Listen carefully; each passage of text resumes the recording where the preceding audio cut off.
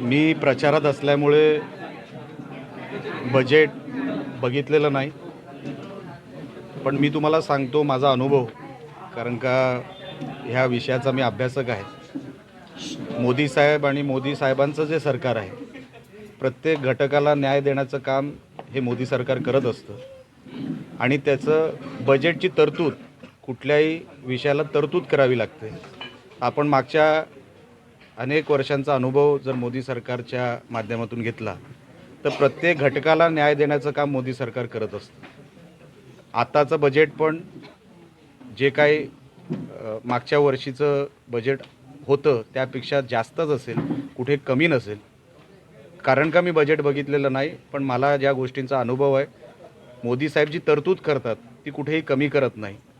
त्याच्यामध्ये देश जो काही आपल्याला अमुक ट्रिलियन इकॉनॉमिकची जी काही आपल्याला वाटचाल करायची आहे त्या दिशेने देश जातो आहे, हे माझ्यासारख्या एका लोकप्रतिनिधीला जाणवतं. कारण का ज्या अर्थाने आमच्या स्टेटला पैसा मिळतो, आज आपल्या राज्याची पण अर्थव्यवस्था जी आहे ती आता 23 फेब्रुवारीला इकडचा बजेट सेशन सुरू होईल आणि त्या बजेट सेशनमध्ये पण आपण जी काय तरतूद केली मागच्या वर्षाची त्याचं इम्प्लिमेंटेशन बऱ्यापैकी झालं.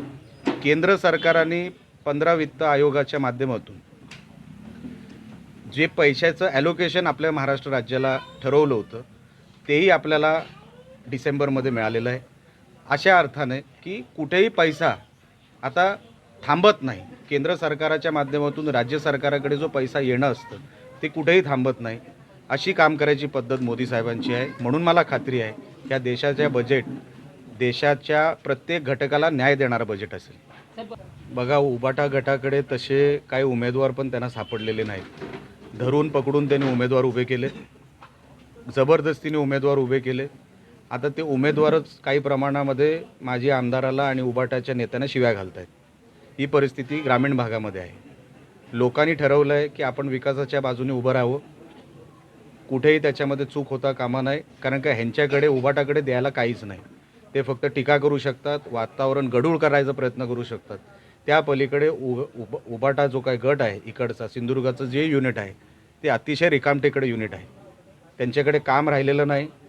रोज कुठे ना कुठेतरी तुमच्या माध्यमातून टीका करायची, गावात जाऊन वातावरण गढूळ करायचं, कुठला तरी एक टपोरी गावात पकडायचा, त्याच्या माध्यमातून वातावरण खराब करायचं. त्या पलीकडे ह्या लोकांकडे उबाटा गटाकडे काय राहिलेलं नाही. आम्ही त्यांची एवढी दखल घेतसुद्धा नाही.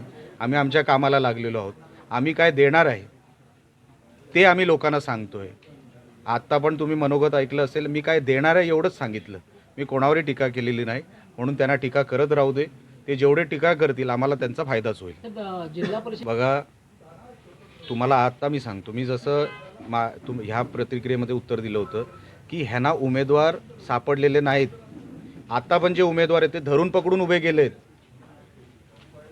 उबाटावर निष्ठा नाही. कुठेतरी तिकीट मिळालं नाही म्हणून काही लोक इकडची तिकडे गेली. काही नवीन लोकांना तिकडे तिकीट देण्यासाठी तिकडे बोलवलं. त्यांची इच्छा नसताना पण अनेक लोकांना तिकीट दिलेली आहे. तर बिनविरोध झाल्या. काही ठिकाणी त्यांना माहीतच नव्हतं की उमेदवारी आपल्याला दिली आहे म्हणून. दुसऱ्या बाजूनी आता जे उमेदवार उभे आहेत ते मनाने उबाटाचे नाहीच आहेत. तुम्ही बघा उद्या काय होतं. ते निवडणूक संपली की ते राहणार सुद्धा नाहीत. ते निवडून येणार नाहीत ते सोडून द्या. 50च्या 50 आणि 100च्या 100 पंचायत समिती आमच्याच येणार. त्याच्यामध्ये कुठेही आमचं टार्गेट आहे. लोकांनी विश्वास आणि आशीर्वाद आम्हाला मिळेल अशी अपेक्षा आहे. म्हणून तुम्हाला सांगतो, कुठेही त्यांना स्थान नाही. ह्यांचे सगळे उमेदवार आपटणार आणि जे आता उमेदवार आहेत ते जर उद्या आमच्या पक्षात दिसले तर त्याच्यामध्ये आश्चर्य वाटायचं काय कारण नाही. आता दौरा कसं झालं आहे, अजितदादांची जे काय निधन झालं त्यानंतर सगळेच दौरे कॅन्सल झाले. मुख्यमंत्री साहेबांचा पण दौरा होता, शिंदे साहेबांचा पण दौरा होता, पण अजितदादांच्या ह्याच्यामुळे बातमीमुळे हे सगळे विषय पुढे ढकलले किंवा कॅन्सल झाले. आता पुढचा नियोजित दौरा कसा असेल तो आम्हाला आता जेव्हा मिळेल तेव्हा आम्ही तुम्हाला सांगू.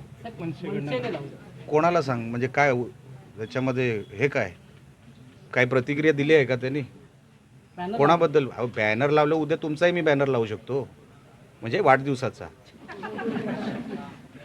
बॅनरला काय अर्थ काय? 10 खोके मिळाले त्यांना पाहिजे, नेमका अर्थ काय हे तरी विचारा त्यांना.